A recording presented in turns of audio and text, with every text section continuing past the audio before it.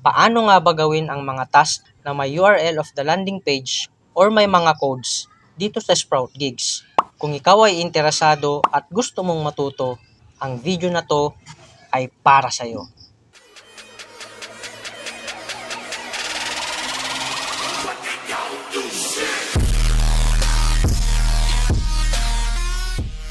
Hi guys, my name is KM and welcome back to my channel and welcome to my channel naman if you're new.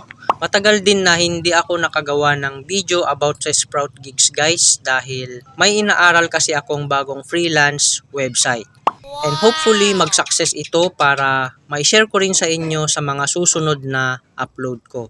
But for today's video, ang tatalakayin lang muna natin ay itong URL of the landing page na may mga codes para hindi tayo magkamali sa pag-execute kung may ma-encounter tayong mga ganitong tasks. Okay, so login lang muna ako guys. Okay. Alright guys, so nakalagin na nga ako dito sa Sprout Gigs. And sisimulan na natin to kaagad guys para mabilis tayong matapos.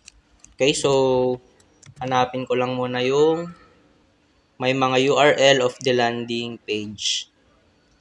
So try natin to guys. So right click ko lang yan and then open link in new window.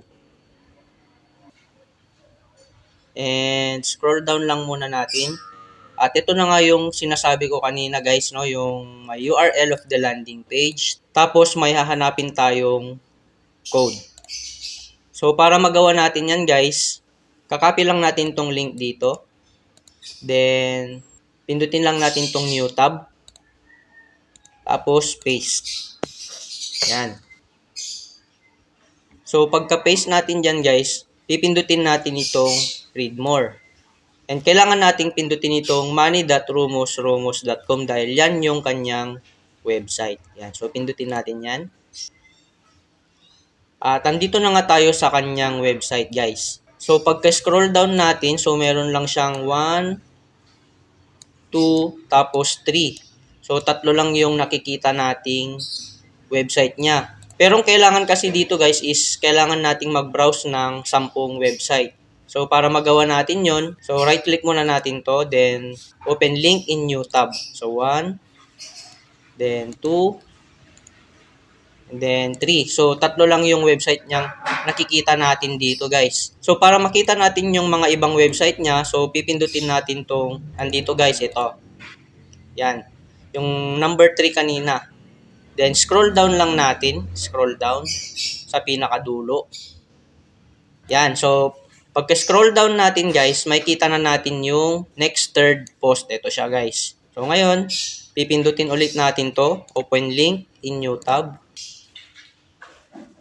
Tapos ganun ulit yung gagawin natin, scroll down lang para mahanap natin yung ito guys, next fourth post. So open link in new tab. So ganun lang. Scroll down lang natin. Yan. Yan, then next 6 post.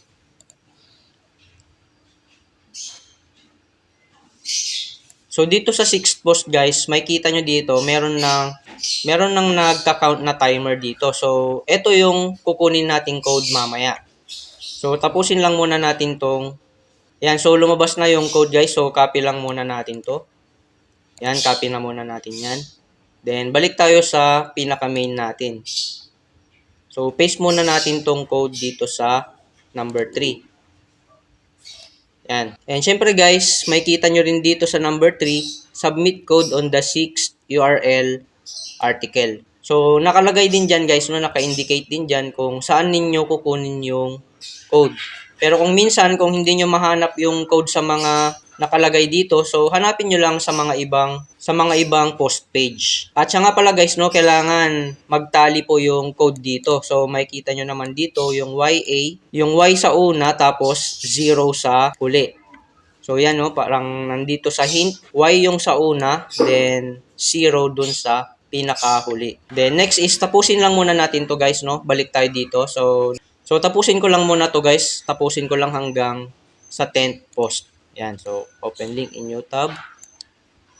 Then 8. And then 9.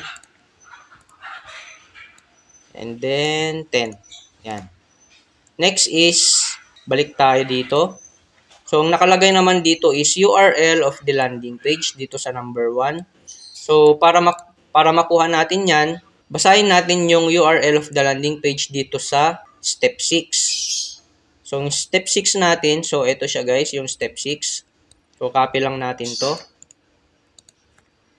Then, open link in new tab muna tayo. Yan. Okay, so ito yung instruction guys dito sa URL of the landing page. And yung instruction dito guys is yung parang ginagawa lang natin, yung advertisement. Tapos, yung proof number 2 naman dito, yung URL of the contact, yan naman yung inside ads guys. Yung parang ginagawa lang natin sa mga nakaraang tutorial ko. So, ganun lang kadali yung URL of the landing page. So, close na natin to. And hanap lang tayo ng advertisement. Okay, so ito na lang yung gagamitin nating advertisement guys, itong Radianta dito sa baba. Yan. Open link in new tab. So, kunin ko lang muna to dito para hindi tayo malito. Then, next is, kakopy lang natin tong advertisement. Yan. Then, paste natin dito sa URL of the landing page. Then, next naman is URL of contact page. So, ngayon, babalik tayo dun sa advertisement kanina. Then, right click lang natin tong contact us. Pagkatapos, itong about us. Yan. Then, kakopy na natin to. Contact us. Then, paste natin dito. Then, enter. Next is, balik tayo. Kunin natin yung about us na page. Yan. So, paste din natin dito. So, ayan guys. So, kompleto na siya. So, sa URL of the landing page, yan yung advertisement. And then, URL of the contact page, yan naman yung inside ads natin kanina. Yan yung contact us, tsaka yung about us. Anyway, kung wala kayong makitang about us, ang importante meron yung contact us dito guys. Okay guys, so submit na natin itong task. So, submit proof. Yan. So, task submitted successfully. Ngayon, magtatas pa ako ng isa guys. Then, dito sa next na task kong to, ay bibilisan ko lang muna para makita ninyo kung paano ko siya ginagawa. Right? So, open link in new window. Yan. Then, gaya rin to ng ginawa ko kanina guys. So, kakopy ko lang yung link. Yan. Then, bibilisan lang natin. Then, read more. Tapos, ayan, pindutin natin tong money. Yung website niya. Then, 1, 2, 3. Next is, punta tayo sa scroll down natin. Then, 4, 5, 6, 7, 8. So, nandito na yung code niya guys. Then, 9, and 10. Yan. So, balikan natin tong code. So, ang ginagawa ko dito guys, no, naghahanap na kaagad ako ng advertisement. So, ito siya guys. Ito na yung pipiliin nating advertisement. Then, copy. Paste. Then, contact us. Tapos, kahit ano na dyan. Yan. So, next, kahit anong link na yung susunod. Yan. Then, submit code on the 10th URL. So, kanina, nandun siya sa number 8. Yan. Kita ninyo dyan, guys, no? 10, 9, 8. 7. So, nasa 7 pala siya. So, try natin kung parehas yung sa 7. Yan. So, parehas sila ng code. So, check naman natin dito sa 10th post visited kanina, guys. Ayan, no? So, wala tayong makikitang code dito. So, nandun siya sa 7. 10, 9, 8. So, 7. Nandito siya sa 7. So, kung minsan, hindi accurate yung nakalagay dito, guys. Kung minsan, hindi siya accurate. Kaya ang gawin nyo, hanapin nyo lang yung code dun sa ibang mga post. Gaya kanina, nandun lang siya sa 7th post, no? And of course, tignan nyo din kung tama yung nakalagay dito na code niya guys. Kasi letter J yung una tapos letter P yung hulihan. So parang to, J yung una tapos P yung hulihan. So tama to guys. Then submit na lang natin. Yan. So submit proof. Yan. So ganun lang kabilis yung mag-task dito guys, no? Sa URL of the landing page, ilalagay nyo lang po yung advertisement.